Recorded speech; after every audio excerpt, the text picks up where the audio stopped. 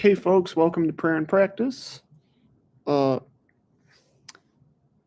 If I don't know how many of you have seen my previous episode, but a few days ago I went live and I read the book of Enoch, chapters 1 through 7.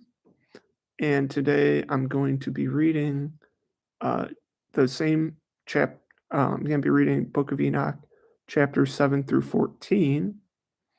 And I'm going to be talking a little bit about how it connects to the book of Genesis, in particular, chapter 4.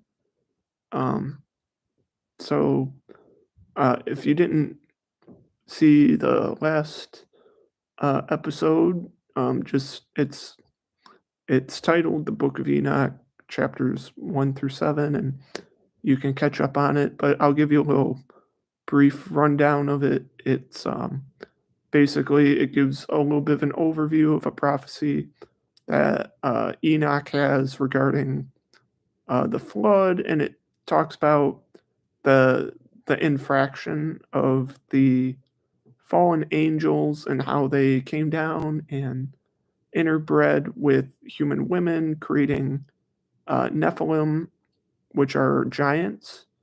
And I think it's in chapter 6. It talks about the height of these giants, or it's either chapter 6 or 7. It talks about the height of these giants being like 10,000 ells, which is 2 miles. So some of these giants were as big as literal mountains. And it talks about them being a total menace on the earth. They're complete abominations that would just consume and eat everything in sight, including men. And something has to be done about it. And so, yeah, we're going to continue to read what's going to happen to them and what happened to the angels that committed that sin. And we're gonna get into it. All right. So I'm gonna be reading from the same book I did last time. It's the 2022 edition 54 book Apocrypha. I'll show you it real quick. If you have your own book of Enoch, I definitely encourage you to follow along. Let me just show you this book real quick.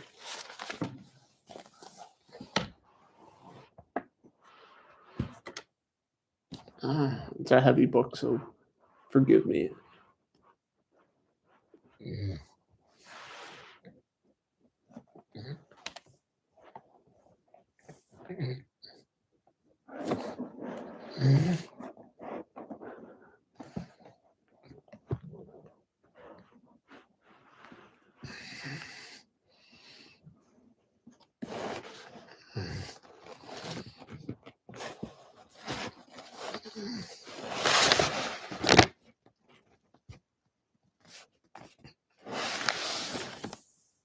See this.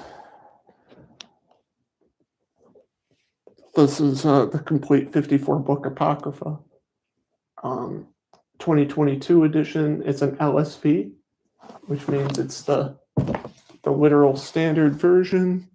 You can get this book on Amazon for about $25, something like that. So yeah, it has a bunch of really interesting books in it.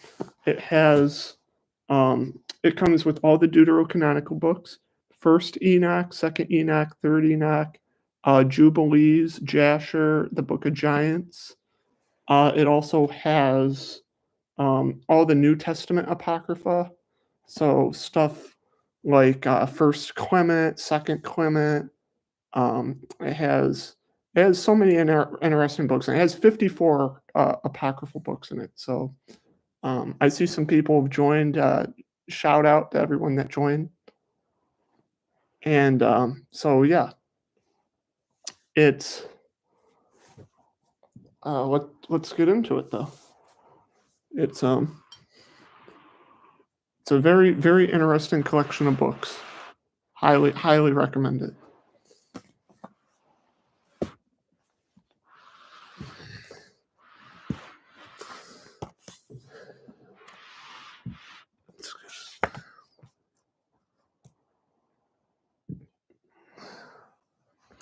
Yeah. All right. Let's get on to this. I gotta get back to. I think it's page 250, 256.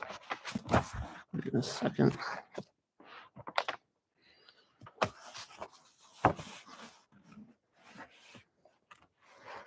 If you're logged on, drop in the chat where you're watching from.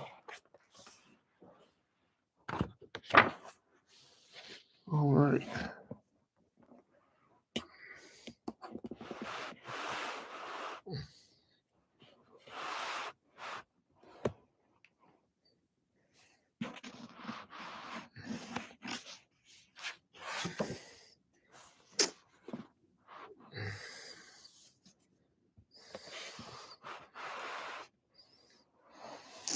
All right, here we go. First Enoch, chapter 7. All right, so it says, and all the others took wives to themselves together. This is talking about the fallen angels now, okay? And all the others took wives to themselves together with them, and each chose one for himself. And they began to go into them and to defile themselves with them. And they taught them charms, enchantments, and the cutting of roots, and made them acquainted with plants, and they became pregnant, and they bore great giants, whose height was 3,000 ells, who consumed all the acquisitions of men, and when men could no longer sustain them, the giants turned against them and devoured mankind, and they began to sin against the birds and the beasts and the reptiles and fish, and to devour one another's flesh and drink blood. Then the earth laid accusation against the lawless ones. All right, so it's talking about the lawless ones are these giants, okay, as well as the angels that bred with the human women. So the giants and the angels are the fallen ones that it's talking about here. So in chapter 8, this is First Enoch chapter 8 now. It says, and Azazel, he's the leader of the fallen angels, and Azazel taught men to make swords and knives and shields and breastplates, and made known them the metals of the earth, and the craft of working them, and bracelets and ornaments, and the use of antimony, and the beautifying of eyelids, and all kinds of costly stones, and all coloring tinctures, and there arose much godlessness, and they committed fornication, and they were led astray, and became corrupt in all their ways.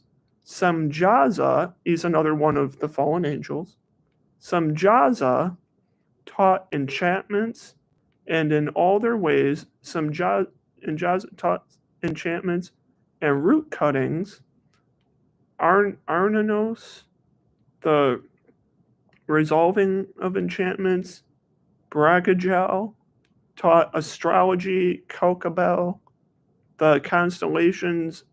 Ezekiel, the knowledge of the clouds. Araquiel, the sign of the earth. Shamsiel, the sign of the sun. And Saracel, the course of the moon. And as men perished, they cried, and their cry went up to heaven. So, one thing that's really interesting to note here in chapter 8 and chapter 7 is it talks about how these fallen angels are teaching human women, in particular women, it says, about enchantments and technology. So, one of the things that these angels are doing is not only are they coming down and interbreeding with these women to create the Nephilim, but they're also teaching humans forbidden technology. Okay. And so this is interesting because if you read Genesis chapter 4 in the Bible, it talks about Tubal Cain.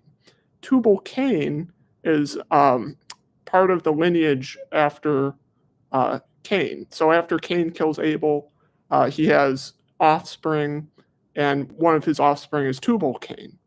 And Tubal-Cain in the book of Genesis, chapter 4, it talks about him being the first blacksmith and creating weapons of war. Okay?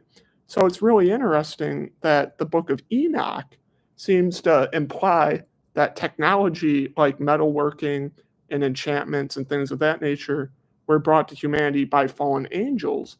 But in the book of Genesis, it seems to imply that those things were from the lineage of Cain.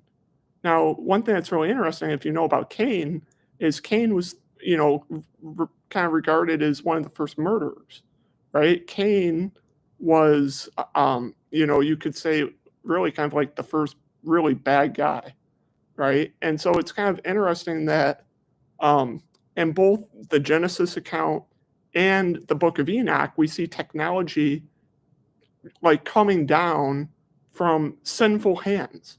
That technology seems to be tied to sin somehow, you know. And so, yeah, I say hello here.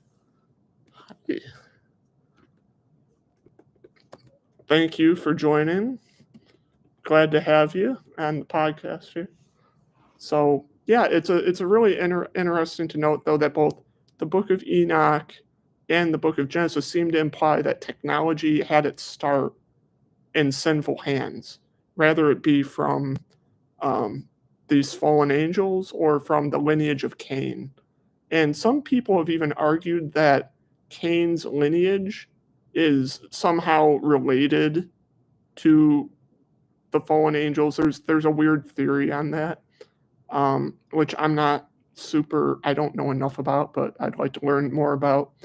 But yeah, so let's get into it. That was chapter 7 and 8. Let's get into chapter 9 here. Um, chapter 9. So it says, and then Michael, this is talking about Archangel Michael. It says, then Michael, Uriel, Raphael, and Gabriel. So these are archangels. Okay. So we've got Archangel Michael, you got Uriel, Raphael, and Gabriel. Now it's really interesting to note that 3 of these angels actually appear in other books of the Bible.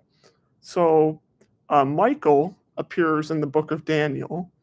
Raphael appears in the book of Tobit, which is a deuterocanonical book. And then Gabriel appears in Daniel as well as in the book of Luke. But Uriel, who's mentioned here, we don't see Uriel ever mentioned in the canonical books of the Bible, which is very interesting that only 3 of the 4 of these archangels are ever actually mentioned in other books outside of the book of Enoch. But enough digression. I'll get on with chapter 9 here. It says, and Michael, Uriel, Raphael, and Gabriel looked down from heaven and saw much blood being shed on the earth, and all lawlessness being worked on the earth.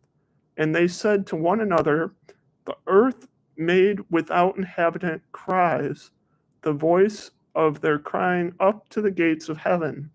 And now to you, the holy ones of heaven, the souls of men make their sweet, saying, bring our cause before the Most High.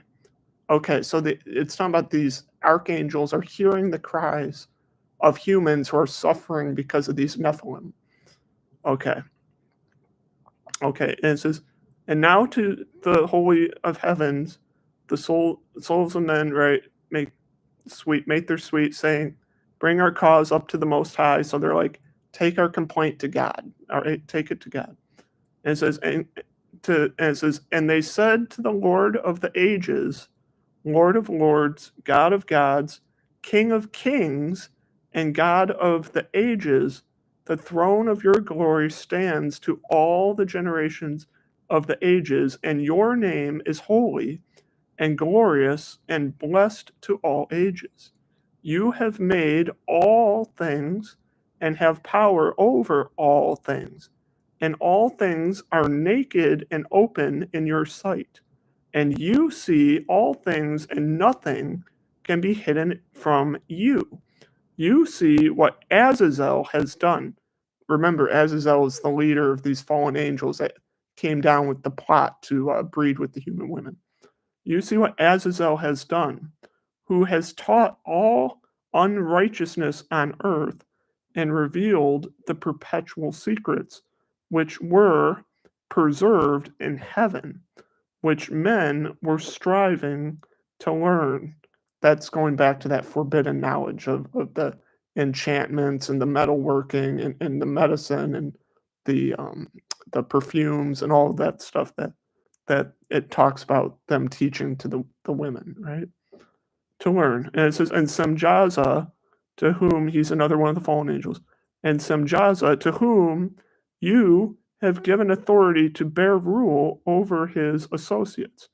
And they have gone to the daughters of men on the earth and have slept with the women and have defiled themselves and revealed to them all kinds of sins. And the women have borne giants. Okay, these are the Nephilim. And the whole earth has thereby been filled with blood and unrighteousness. And now, behold, the souls of those who have died are crying and making their suite to the gates of heaven. And their lamentations have ascended, and they cannot cease because of the lawless deeds which are worked on the earth. And you know all things before they come to pass, and you see these things, and you permit them, and you do not say to us what we are to do them in regards to these. Okay, so it's interesting. So it's talking about the souls of the people who have died at the hands of these giants. It says that their souls are crying out to God. So these giants who were created from the interbreeding of these fallen angels killed people. Okay, they devoured them. And it says these souls are crying out to the angels, right? Michael, Gabriel, Uriel, and Raphael, and they're saying, "Tell God our plight." Okay, we've been unjustly killed by these abominations, and so they're crying out to God, and in a way they're asking these angels to intercede for them, which is kind of a very, if you read it, it's almost like a very Catholic thing. I mean, this book, it was never in the Catholic canon, but the fact that you have departed souls asking angels to bring their prayers up to God, it's very interesting. You don't see much of that in the rest of the Bible. You know, um, the closest you get to it is in the Book of Revelation, where it talks about the prayers of the saints being offered up to God on an altar. So it's kind of similar imagery, but the difference is that you know that these are departed souls that are asking for the intercession of these angels. Where in the Book of Revelation, the saints that are offering the prayers up to God, they're actually offering the prayers of people on earth, where these seem to be people who have already died. Although it's kind of unclear if it's a mixture of people who have already died and people or who are still alive. But it says for sure that the blood of those who have been killed are crying out, right? So it's definitely implied that at least a chunk of these people who are asking for intercession have already died. And that phrase, I think it's in verse. Where is it here? It's in uh, where it says their blood is crying out. Um, where is it? It's in verse 7. It's here in verse 7, where it talks about the blood of their souls crying out to heaven. That's very similar language to what we see in the book of Genesis, where it says when Cain slew Abel, it says that the blood of Abel cried out to God. Okay, so it's kind of alluding to how Abel's blood cried out to God. It says the blood of these people killed by the Nephilim were crying out to God. So in a sense, there's kind of like a parallel between the Nephilim, how the Nephilim have killed humanity, and how Cain killed Abel. Right? It's kind of making an illusion with that phrase, that their blood cried out to the Lord. Right? So I love those little moments where you see, um, those little phrases kind of like alluding back to like the book of Genesis. It's really interesting. But so that was chapter 9. And let's get on to chapter 10 here. All right, so chapter 10 says this. So now this is talking about God. Okay, it says, Then the Most High uttered, the Holy and Great One spoke, and sent Uriel to the son of Lamech, and said to him, Go to Noah, and tell him, In my name, hide yourself, and reveal to him the end that is approaching, that the whole earth will be destroyed, and a deluge is about to come on the whole earth, and will destroy all that is on it. And now instruct him that he may escape, and his seed may be preserved for all the generations of the world. And again, the Lord said to Raphael, Bind Azazel and hand and foot, and cast him into the darkness, and cast an opening in the desert, which is in Duaduel, and cast him therein, and place rough and jagged rocks over him, and cover him with darkness, and let him abide there forever, and cover his face, that he may not see light. And on the day of the great judgment, he will be cast into fire, and heal the earth, which the messengers have corrupted, and proclaim the healing of the earth. All right. And that they may heal the plague, and all the children of men may not perish, though the secret things that the watchers have disclosed and have taught their sons. And the whole earth has been corrupted, though the works that were taught by Azazel, and him ascribe all sin. And to Gabriel the Lord said, Proceed against the bastards and the reprobates, and against the children of fornication, and destroy the children of the watchers from among the men. Send them against one another, that they may destroy each other in battle, for they will not have length of days.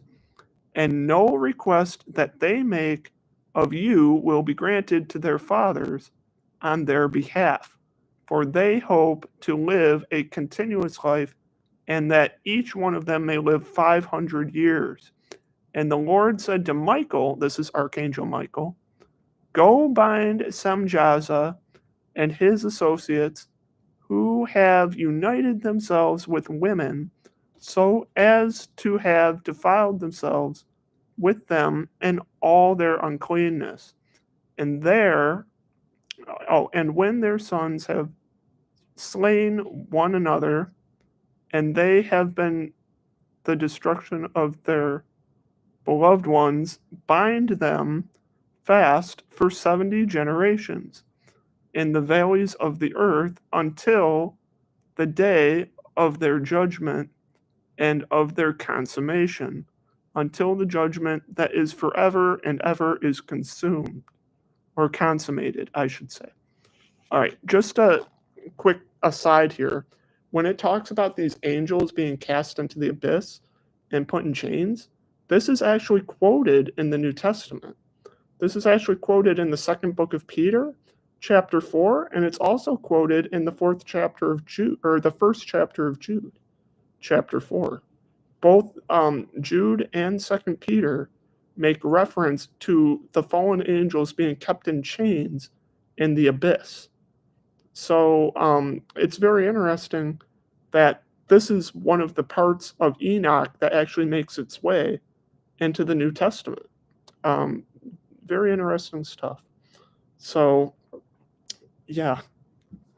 So let's get on here. And it says, and when their sons have, oh, I'm sorry. I was at, where was I? I'm at verse 13, I believe. Yeah, I'm at verse 13. It says, and in those days they will be led off to the abyss of fire. All right, so remember that, the abyss of fire, because that's mentioned in the great abyss is also mentioned in the book of Revelation. So the abyss, so we see it make its appearance here in the book of Enoch, which is very interesting. All right, so it says, in those days they will be led off to the abyss of fire and to the torment and the prison in which they will be confined forever. And whoever will be condemned and destroyed will form then on be from then on be bound together with them to the end of all generations, and destroy all the spirits of the reprobates and the children of the watchers, because they have wronged mankind. Destroy all wrong from the face of the earth, and let every evil work come to an end, and let the plant of righteousness and truth appear, and it will prove a blessing. The work of righteousness and truth will be planted in truth and joy forevermore. And then all the righteous will escape and will live until they beget thousands of children, and they will complete all the days of their youth and their old age in peace. And then the whole earth will be tilled in peace. Then the whole, oh, it says, and in righteousness, and will be planted with trees and be full of blessings, and all desirable trees will be planted on it, and they will plant vines on it, and the vine which they plant thereon will yield wine in abundance. As for the seed which is sown thereon, each measure of it will bear 1,000, and each measure of olives will yield 10 presses of oil. And you will cleanse the earth from all oppression and from unrighteousness and from all sin and from all godlessness, and destroy all uncleanness and that is worked on the earth from off the earth. And all the children of men will become righteous, and all nations will offer adoration, and will praise me. This is God talking. And all will worship me, and the earth will be cleansed from all defilement, and from all sin, and from all punishment, and from all torment. And I will never again send them on it from generation to generation forever. Okay. So I gotta say a few interesting things about this, because there's a lot packed in here. So this is chapter 10, right, of Enoch. And I already talked about how it mentions the abyss, the fiery abyss, and the angels that are in chains, right? This is mentioned in the book of Jude, chapter 1, and it's mentioned in 2 Peter, chapter 4. And it's also mentioned a little bit in the book of Revelation. And so the thing is this is talking about a prophecy that is being given. So this is being relayed actually to Noah from Enoch. Okay, so Enoch is relaying this to Noah. God gives Enoch a prophecy. It says he's relaying it to Noah that God is going to send the flood. Okay, and in this account, it's talking about one of the reasons God is sending the flood is to purge the earth of the Nephilim and all the wickedness and the abominations that have come through Azazel and Samjaza, these fallen angels who have led all these other angels down to commit sin on the earth. Okay, and it's really interesting that it talks about how after this cleansing, right, this flood, right, it talks about that there's going to be righteousness on the earth, and that the whole world is going to praise God. And this is very interesting because if you think about it, the flood happened thousands of years ago.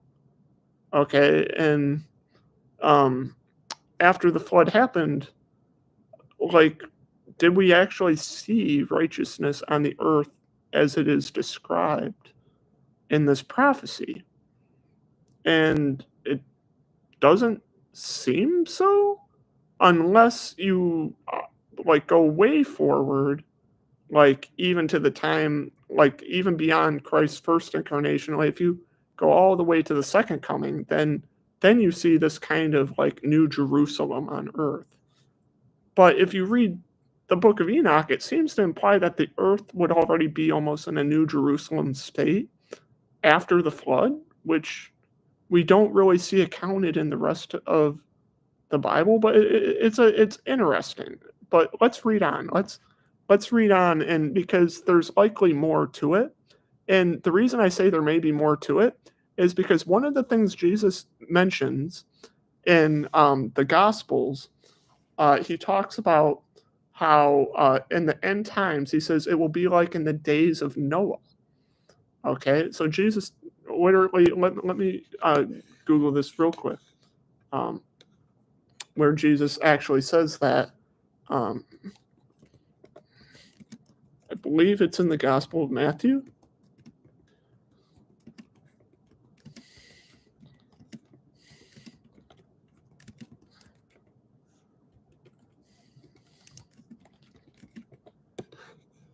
Yeah, it's in Matthew 24:37 through 40, where Jesus says that in the end times that it will be as in the days of Noah.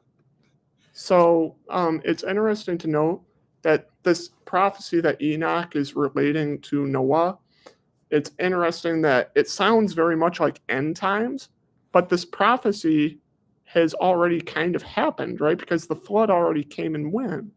But somehow it's also still kind of, it's talking about it almost like it's still future tense.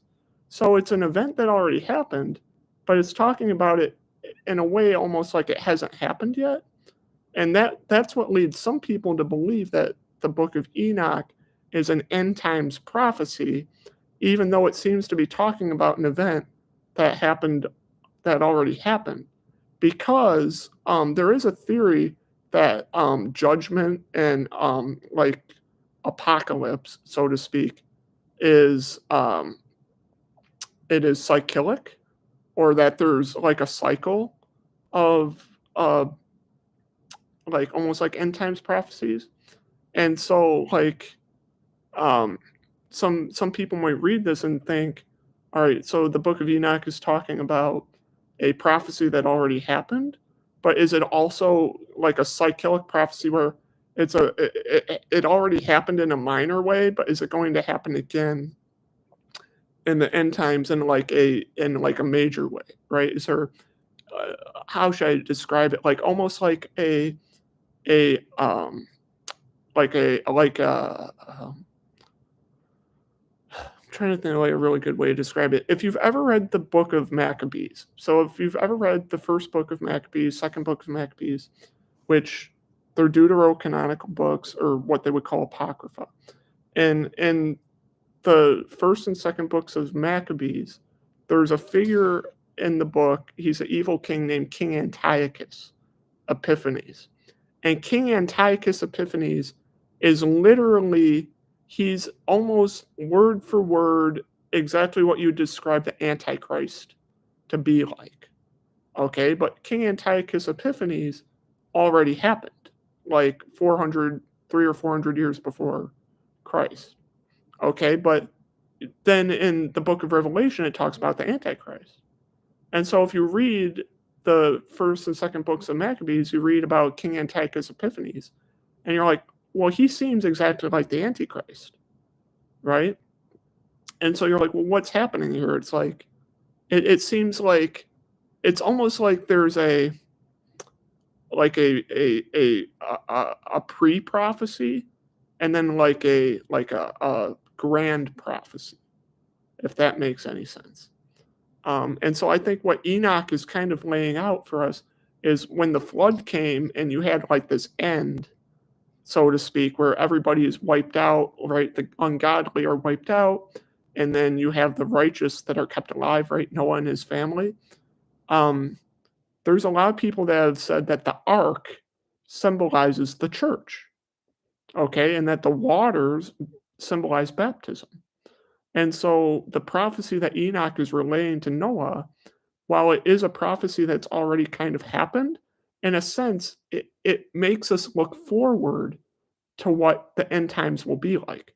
Because Jesus, like I just read in Matthew chapter 24, Jesus says in Matthew 24 that in the end times it will be like the days of Noah, right? So the book of Enoch, it's like it's a past prophecy, but it gives us insight into the future prophecy, if that makes any sense. It it's a little hard to explain, but let's keep reading. Let's keep reading. So now we're on to chapter 11, which is really short. Chapter 11 is literally just like 2 verses. And that's something really interesting in the book of Enoch is that some of the chapters are very long and some of them are very short. But it has like 108 chapters, so it's a really big book. But let's go on. So chapter 11, it says, "And in those days I will open the store chambers of blessing which are in the heavens, so as to send them down on the earth over the work and labor of children of men, and truth and peace will be associated together throughout all the days of the world and throughout all the generations of men." All right, so in this, it seems like the Lord is saying, after I send this flood, it's gonna be like there's gonna be all these blessings on the earth. And we live in the world post flood, right? And it's like, is this what the world is like? And it doesn't seem so, but like there's an interesting pattern going on here because it's talking about the flood wiping everything out. You've got this like apocalyptic scenario. But then there's this short chapter 11, and he's like, and then everything's going to be blessed. And this reminds me a lot of like the book of Revelation, where you've got all these plagues, right? But and then you've got the New Jerusalem, where there's no more tears, right? And so it's like it's the same pattern of it's like catastrophe preceding paradise. It's a very interesting pattern that we see in a lot of biblical prophecies, and we see it in this prophecy as well. So let's go on to chapter 12. That was already chapter 11. Chapter 12 says, "Before these things, Enoch was hidden, and no one of the children of men knew where he was hidden."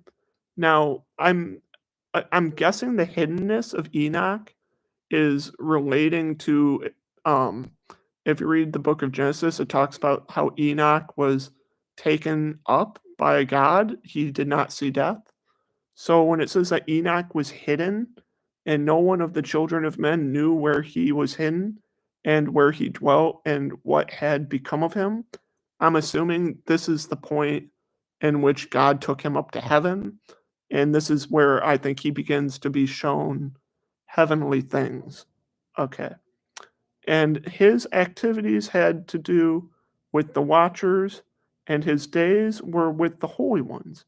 And I, Enoch, was blessing the Lord of majesty and the King of the ages, and the watchers called me, Enoch the scribe, and said to me, Enoch, you scribe of righteousness, go declare to the watchers of heavens who have left the high heaven, the holy perpetual place, and have defiled themselves with women, and have done as themselves.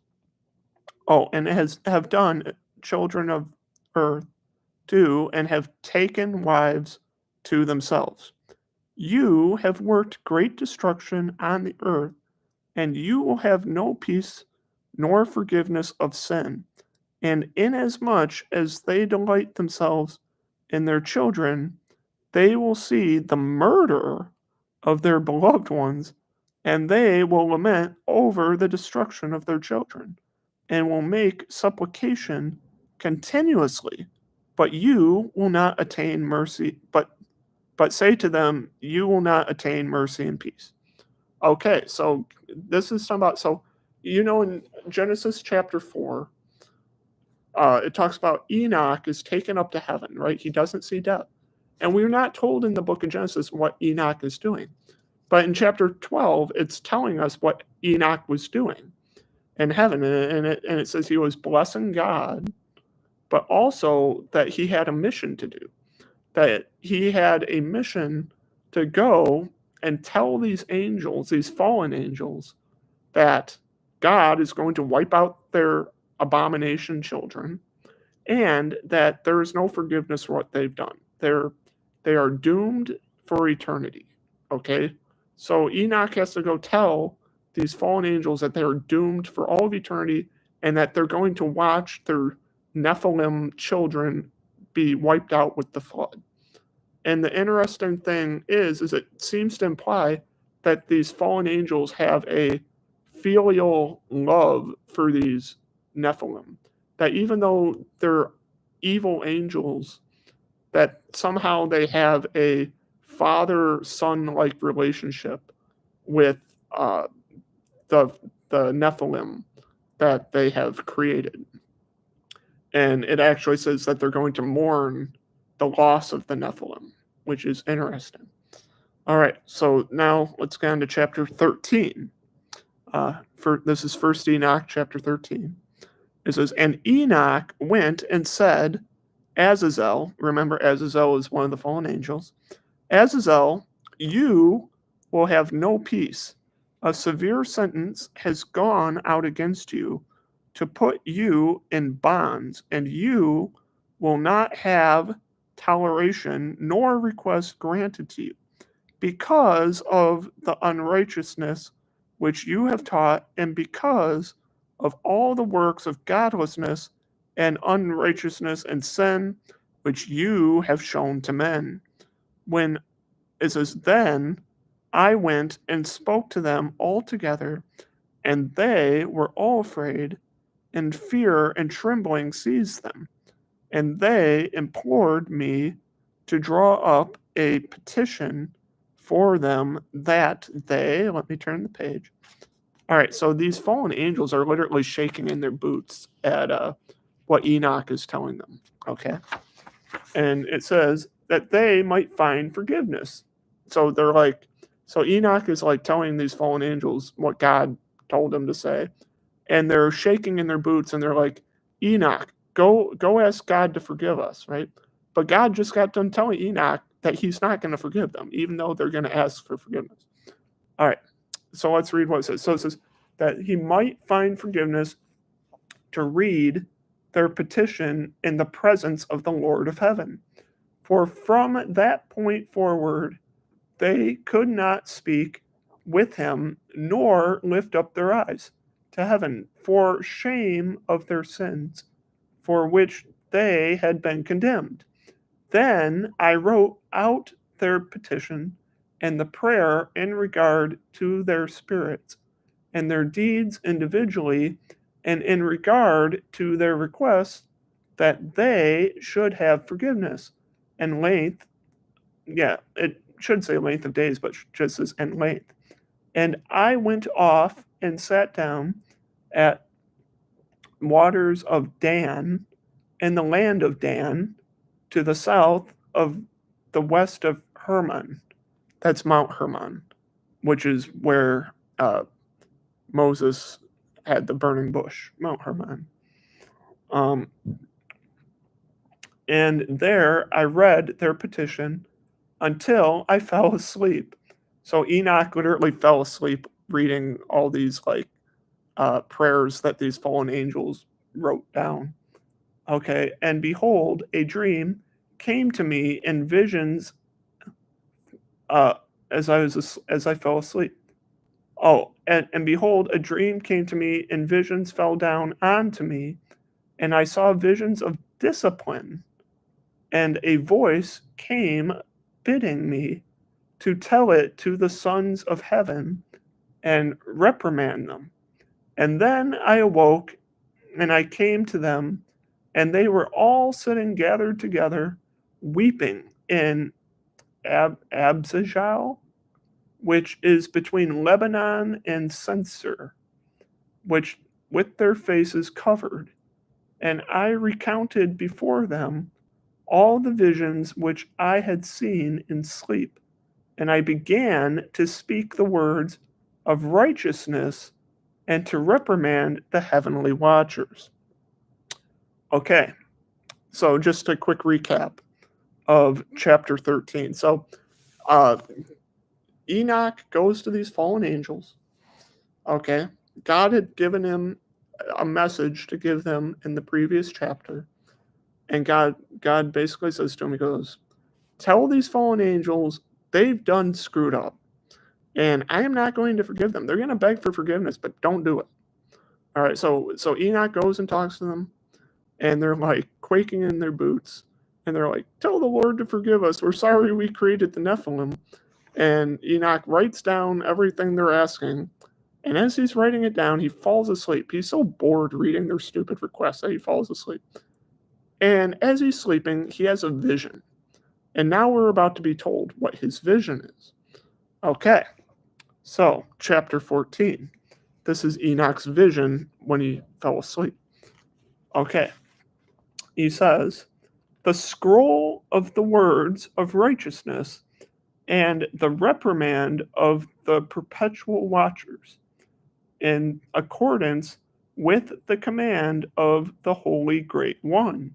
In that vision, I saw in my sleep that I will now say with a tongue of flesh and with the breath of my mouth, which the Great One has given to men to converse with and understand with the heart, as he has created and given to man the power of understanding the word of wisdom, so he has also created me and given me the power of reprimanding the watchers, the children of heaven.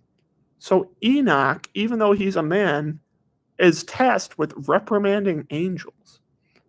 Very interesting stuff. All right. And he says, where was I here? Yeah, reprimanding watchers, the children of heaven. I wrote out your petition, and in my vision it appeared like this, that your petition will not be granted to you throughout all the days of the ages, and that judgment has been finally passed on you. Yes, your petition will not be granted to you, and from now on you will not ascend into heaven for all ages, and in bonds of the earth the decree has gone out to bind you for all the days of the world, and you will have seen the days of the destruction of your beloved sons beforehand, and you will have no pleasure in them, but they will fall before you by the sword, and your petition on their behalf will not be granted, nor yet on your own, even though you weep and pray and speak all the words contained in the writing which I have written. And the vision was shown to me like this: Behold, vision clouds invited me, and a mist summoned me, and the course of the stars and the lightnings sped toward me. So this is kind of like the vision of Ezekiel a little bit. All right, toward me. And the winds in the vision caused me to fly and lifted me upward and bore me into heaven. And I went in until I drew near to a wall which is built of crystals and surrounded by tongues of fire. Now we see the tongues of fire mentioned in the book of Acts. Remember, on the day of Pentecost, it says that the Holy Spirit comes upon all the apostles in the upper room, and it says tongues of fire appear above their head, and they begin speaking in tongues, which is interesting. So, one of the first things that that Enoch sees when he's transported to heaven is tongues of fire. Very interesting. So, Enoch is in heaven and he's seeing a heavenly city, and he says, "Bore me into heaven, and I went in until I drew near to a wall which is built of crystal, surrounded by tongues of fire, and it began to frighten me. And I went into the tongues of fire and drew near to a large house which was built of crystals, and the walls of the house were like a tessellated floor made of crystals, and its groundwork was of crystal. Its ceiling was like the path of the stars and the lightnings, and between them were fiery cherubim, and their heaven was as clear as water. A flaming fire surrounded the walls, and its portals blazed with fire. And I entered into that house, and it was hot as fire and cold as ice. There were no delights of life therein. Fear covered me, and trembling took hold of me. And as I quaked and trembled, I fell on my face. And I beheld a vision, and behold, there was a second house, greater than the former, and the entire portal stood open before me, and it was built of flames of fire. And in every respect, it so excelled in splendor and magnificence and extent that I cannot even describe to you its splendor. Wow, that's some pretty intense stuff. So, its appearance was as crystal, a lofty throne therein in appearance, and was as crystal. Oh, yeah.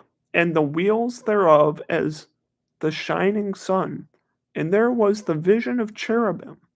And from underneath the throne came streams of flaming fire, so that what does it say? So that I could not look thereon. And the great glory sat thereon, and his raiment shone more brightly than the sun, and was whiter than any snow. None of the messengers could enter and behold his face by reason of the magnificence and glory, and no flesh could behold him. The flaming fire was around him, and a great fire stood before him, and none around could draw near him. Myriads of myriads stood before him, yet he needed no counselor.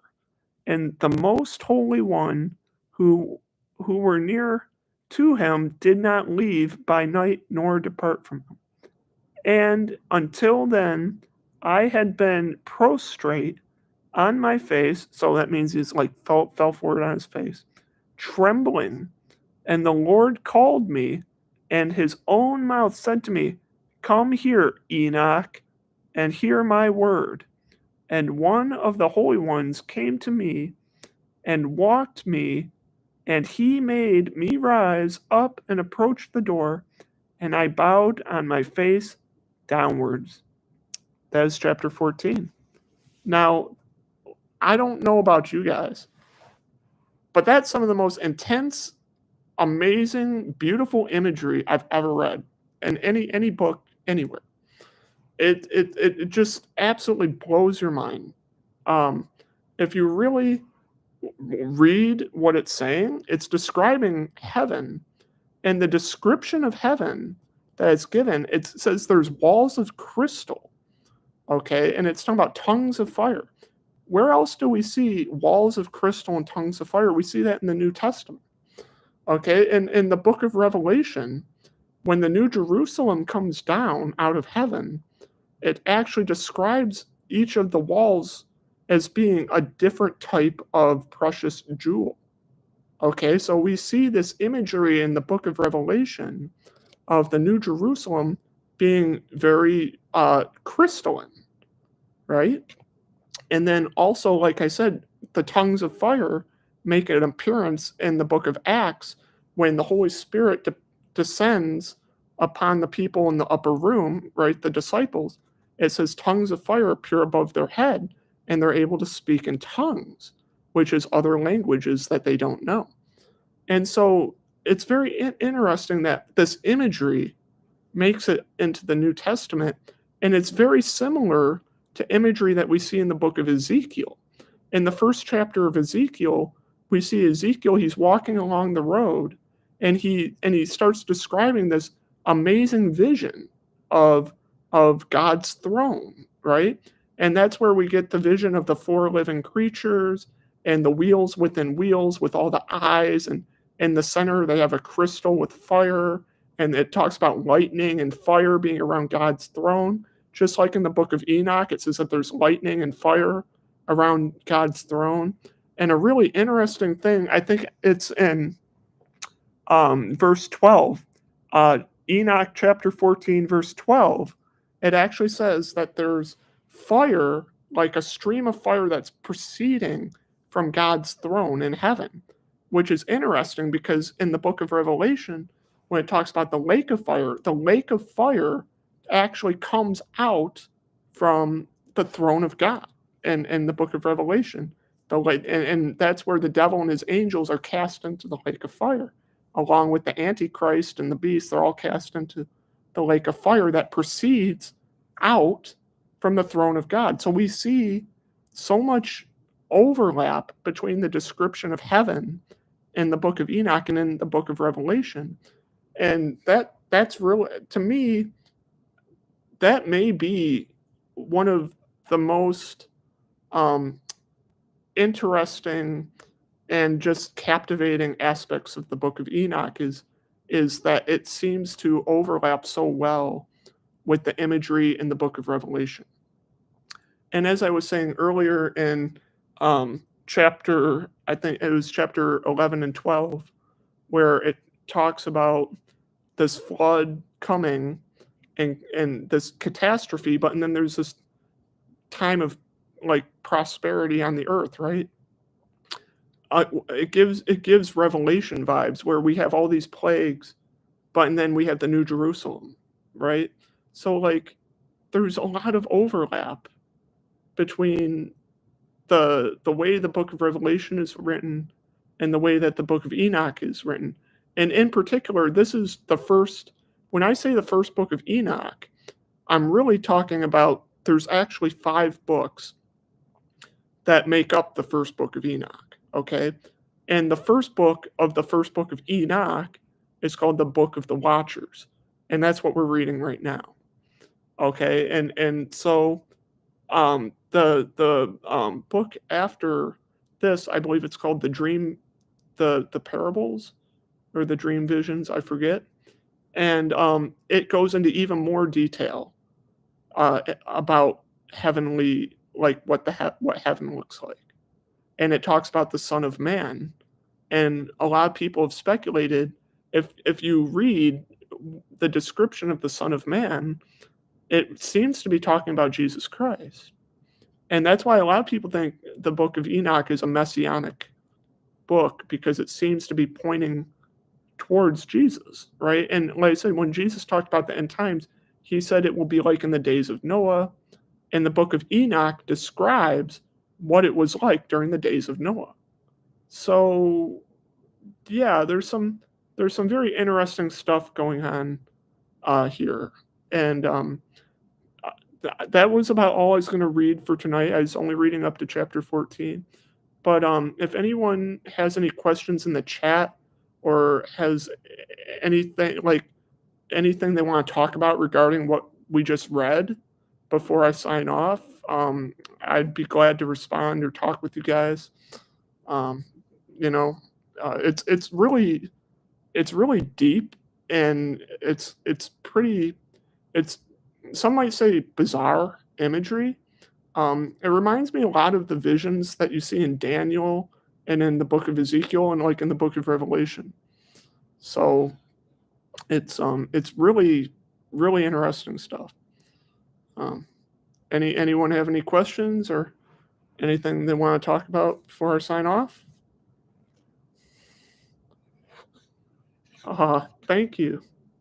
Thank you very much. I'm really glad I could read this with you guys. I appreciate that. I appreciate everybody tuning in. I'm a fairly new channel. I just started. I've had a YouTube account for many years, but I never really made any videos. And I'll have to share my testimony. I'll have to make a video sharing my whole testimony because I've been on quite a faith journey for the last 3 years that I finally feel like I'm at the point where I need to really start sharing my faith more and helping people understand um, just this stuff more because I feel like God has laid that on my heart, and I need to share what He's been teaching me over these years. And so for those of you who don't know, like I'm a wheelchair user. I'm not in my wheelchair right now. I'm actually able to crawl like when I'm at home, and I'm not in my wheelchair. I crawl everywhere so that I can still get some exercise. But oh, thank you. I have to respond to that. Thank you very much. Yeah. Yeah, I some of my videos I'm going to be talking about um how my disability has played into my faith, and how it's kind of led me to grow closer to God and to kind of like learn a lot of things that I wouldn't have learned otherwise. Because like I used to be really upset about my disability because like I wasn't I never got invited to parties. I was never able to go out and live it up. And so while everybody else was out having like, basically enjoying sinful pleasures, right? The sins of youth, I was at home like reading the Bible and like reading these extra biblical books and just like soaking up all this knowledge. And I used to be so disappointed that, I wasn't able to like go out and, do all this debauchery like everyone else. And but now I look at it and I wouldn't have it any other way because it's like um the everything that I've learned up to this point has really it's changed my life, and I hope I can share it with other people and it'll change their life too.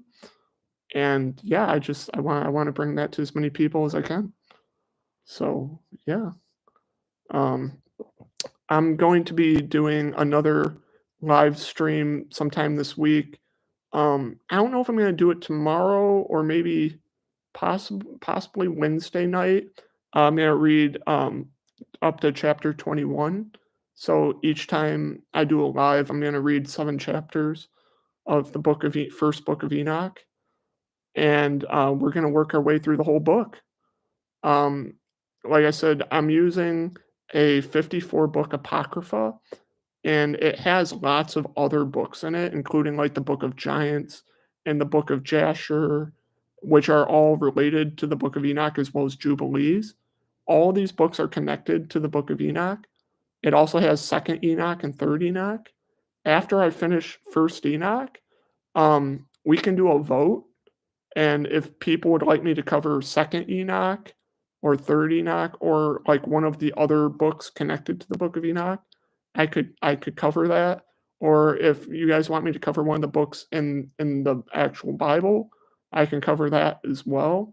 But yeah, we can take a vote when we're done with First Enoch to see where you guys would like to go next.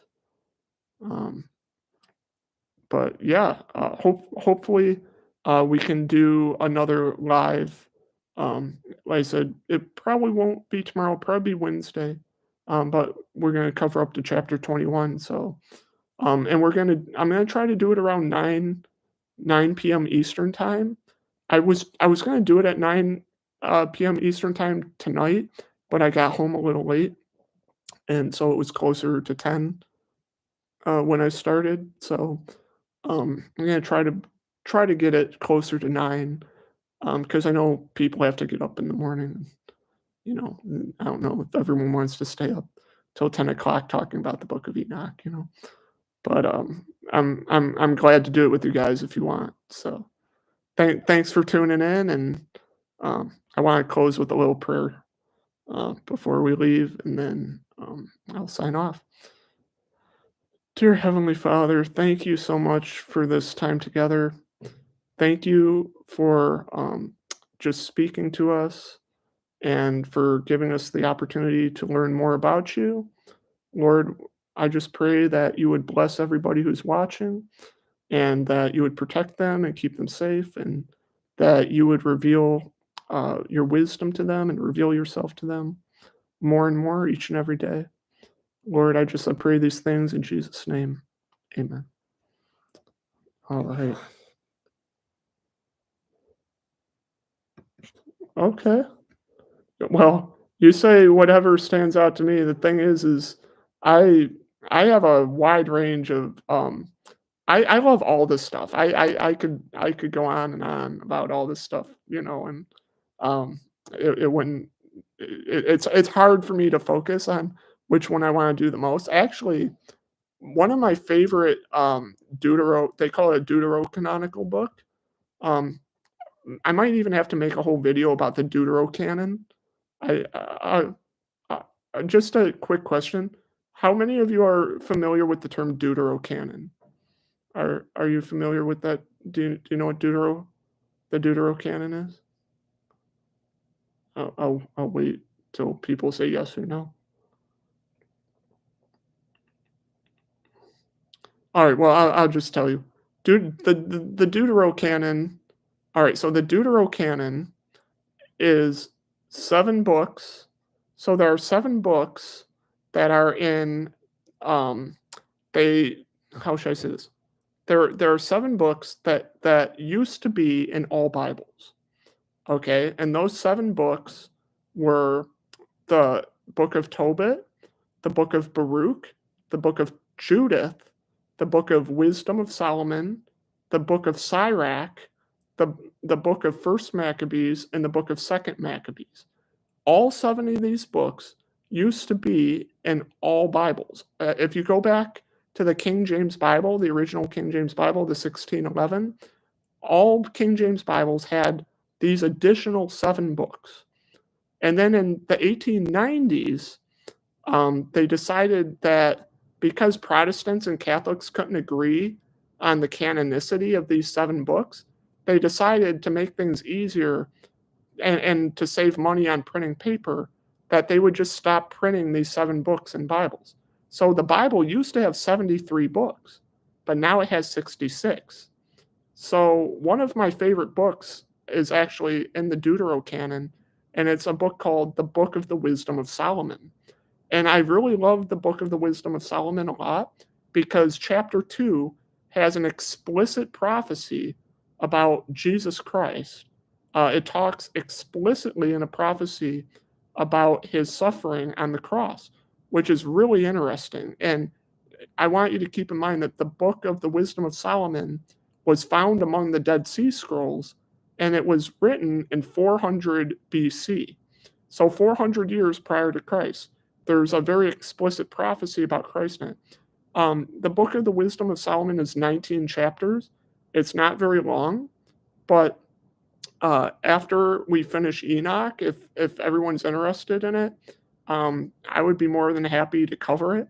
It's got a lot of really interesting stuff in it, and yeah, it's going to take us a while to get through Enoch though, because First Enoch has 108 chapters, and we're only on chapter 14, so we've got a ways to go.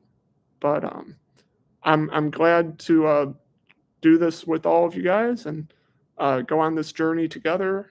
And yeah, let's keep on learning. Let's keep doing it.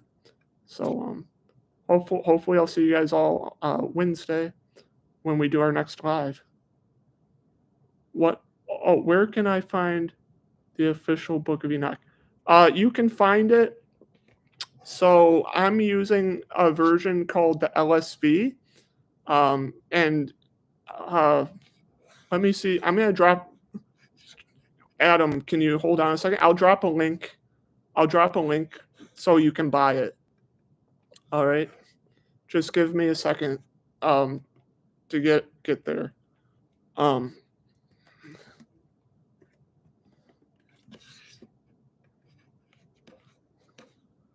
yeah. I'm gonna drop the link for you.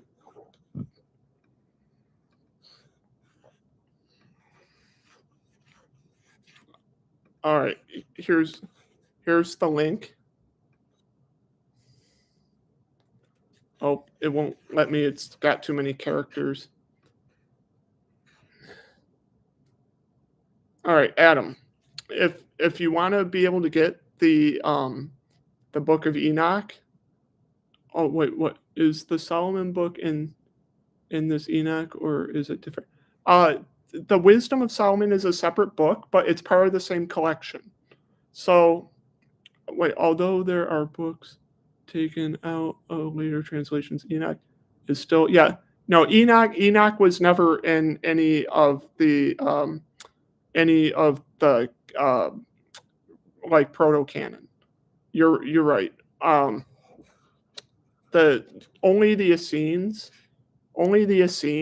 saw the Book of Enoch as canonical, but the Essenes were a separate group of Jews. They weren't part of the main Jews, but they had it.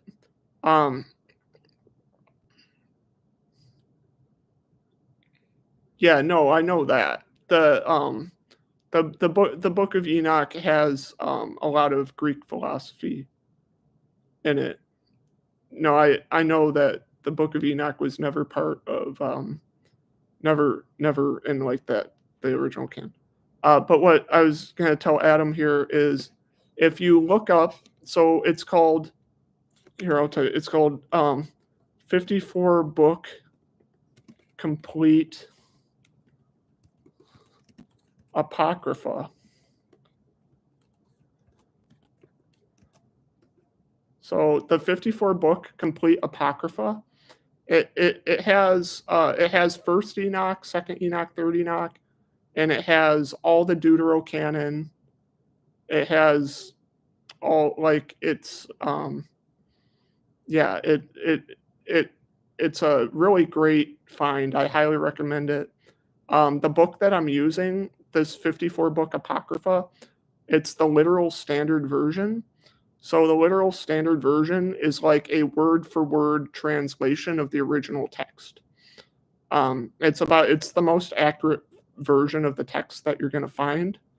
Something that's very interesting to note is that the first book of Enoch, the only surviving manuscripts we have of it, other than fragments from Dead Sea Scrolls, they're all written in Ethiopic, meaning that they're from Ethiopia.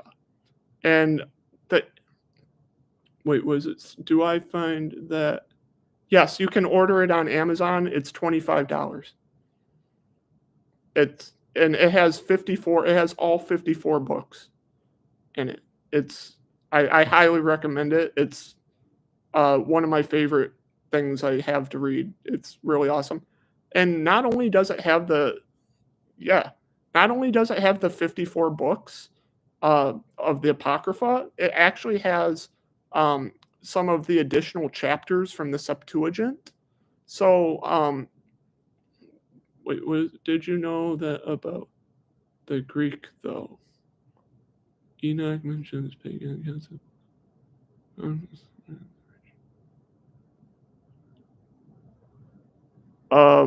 What do you mean? Did I know that about the Greek?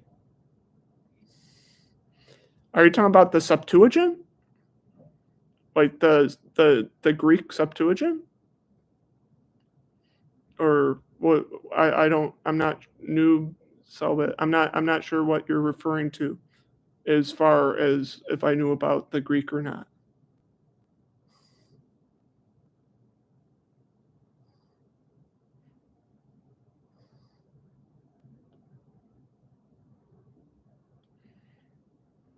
Yeah, I'm not entirely sure. Oh, yes, and it does not at all support the concept of eternal damnation. In fact, it goes against it. You're talking about the Are you talking about First Enoch? First Enoch, the wait, are these books considered to be recognized by the Roman Catholic Church? The seven that are in the Deuterocanonical are um oh yeah, the original Greek Septuagint has the Deuterocanonical books. The Septuagint has the seven books that I mentioned earlier. It has Baruch, Tobit, First, Second Maccabees, Judith, and what else did I say? Oh, also the Septuagint has additional chapters in Daniel and Esther. The Septuagint has three additional chapters to Esther, and it has three additional chapters to Daniel. And the three additional chapters to Daniel are Susanna, Bell and the Dragon, and what is the other one? You got Susanna, Bell and the Dragon, and and the prayer of the three Hebrew children. So you've got three additional chapters in Daniel in the Greek Septuagint.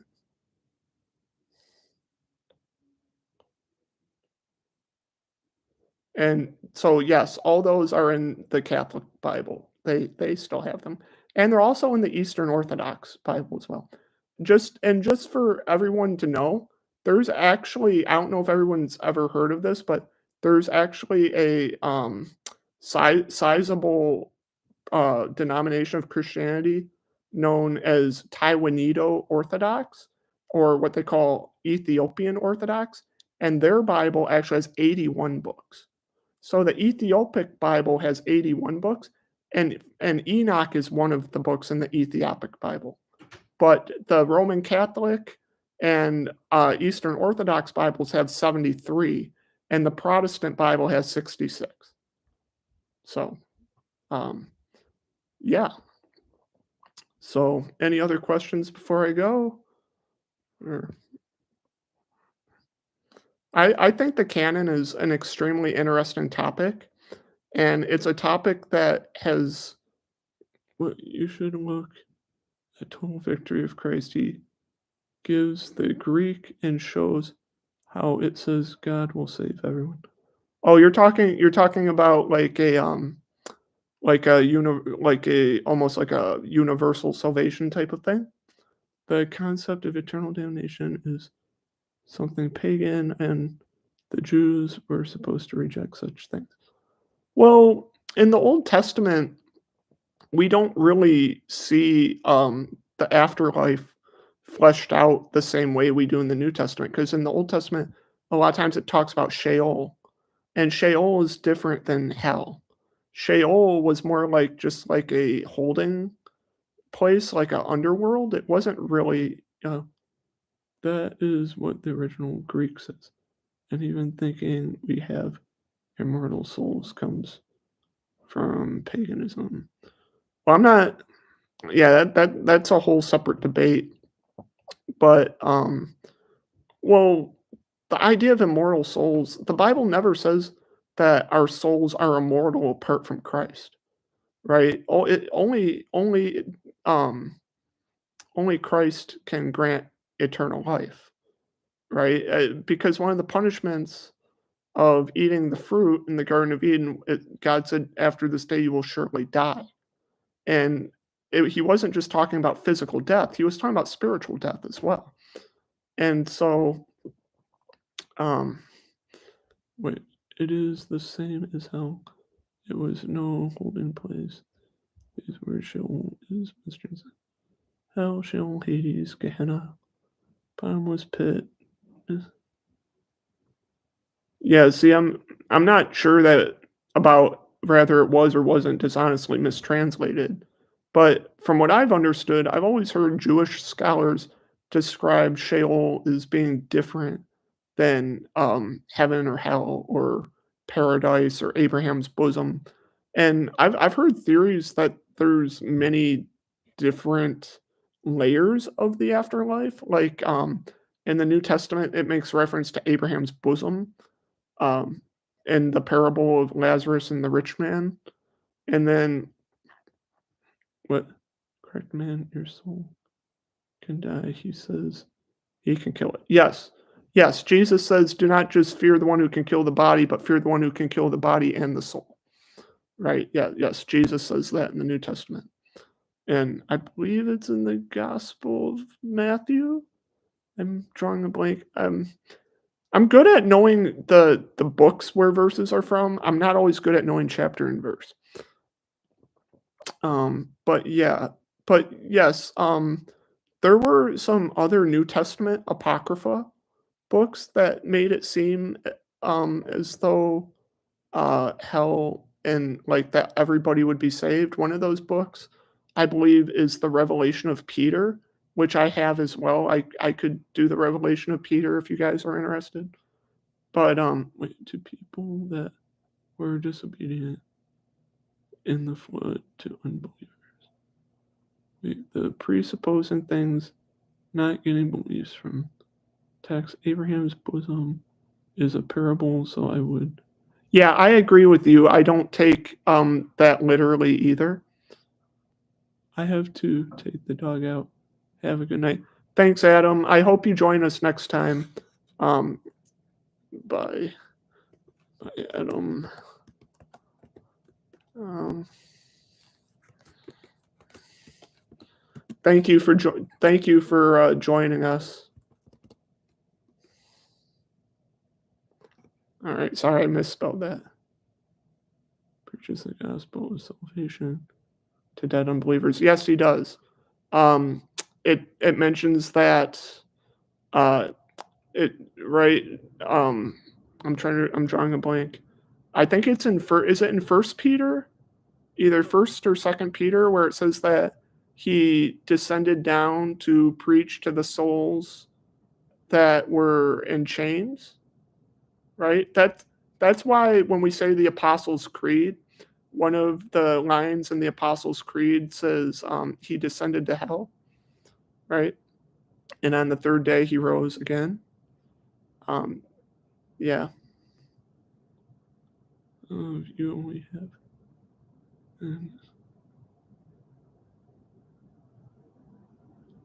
Well, I don't know if it makes it blasphemous though, because the thing is that you got to remember that he went and preached to the people that lived during the time of the flood and of the Old Testament. They wouldn't have had access to the gospel the same way we do now. So they may have been judged differently than we are currently judged. Because since Jesus is the image of the Father, right? Jesus said, I and the Father are one. If you've seen me, you've seen the Father. Prior to Jesus, nobody had ever seen the Father. So I think they may have been under a different, they may have had some, God may have had some different, God did it once, he will do it again. No, but God wants everyone saved and shown he's capable, he will do it. Well, yeah, I agree with you that God wants everyone saved, but I'm not convinced that he's going to violate people's free will though, because the thing is you have an entire lifetime to know if you want to spend your eternity with him or not. And if you don't want to even spend this lifetime with him, I'm not sure that you'd want to spend an eternity with him. So I'm not convinced that he's going to violate people's free will and make them spend eternity with him. He can save everyone of their own free will and showed he can still talk to them after death. Oh yeah, no, I believe he can still talk to them. but I'm not sure that he's going to. Um, I'm not. I'm kind of agnostic on that. I'd have to say I'm probably not really convinced of that. But anyway, I'm the Greek shows the lake of fire is actually for unbelievers getting evangelized to. Well, that's like that's what we see in the Revelation of Peter. So the Revelation of Peter is an apocryphal New Testament book, and I can read that with you guys at a future date if you're interested. But in the Gospel of Peter, it talks about these horror. Or I'm not the Gospel of Peter. That's a Gnostic text. In the Revelation of Peter, it actually talks about all these like really horrible tortures that damned souls are experiencing. That each sin has a specific torment with it, but it's not for eternity. It talks about how these horrible torments only last for a while, and then they're like kind of they've paid their penance, and then they're allowed into heaven. So one of the reasons why the Revelation of Peter isn't in our New Testament is because it was seen as too universalist. So yeah, noob, yeah, we can talk about the Revelation of Peter at a future date, and it talks about a little bit like what you're talking about right now. But yeah, um,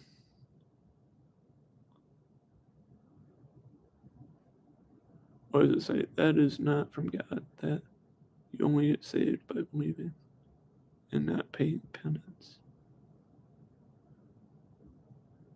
Okay, so he will not punish you further. The wages of sin is death. Nothing more, nothing less. Well, some people would argue that death is separation from God. And so that the death that we see when it talks about the wages of sin is death, it's talking about not just bodily death, but separation from God, who is the source of all life. Because I think we have a limited understanding of death. Like we think of bodily death, like, oh, your body doesn't move anymore. But I think spiritual death is being cut off from God, and that's a bit different. He, yeah, yeah. We can have this. If death means not life and being tortured, that is not death, and it's deceptive. Well, but that's only if you're believing. That's only if you're thinking that bodily death and spiritual death have to look the same. Because I don't think that bodily death and spiritual death have to look the same. They can both be death and be different in their presentation. But yeah, that's beside the point. Um, anyway, I'm about to sign off here, but this has been a really lively conversation, and I've enjoyed talking with you guys and reading the first book of Enoch with you guys. And next time we meet, we'll be reading up to chapter 21. All right, everyone, have a good night wherever you are, and we'll have to talk more about this next time, noob. Interesting conversation, though. All right, guys. This has been Prayer and Practice. And oh, by the way, if you're not subscribed yet, I highly recommend you guys subscribe. I'll be doing a lot more of this type of stuff in the future, and yeah, I'll be covering a lot of these other books as well, and all sorts of different topics. So if you've enjoyed this, yeah, subscribe so you don't miss our next one. Bye, guys. God bless.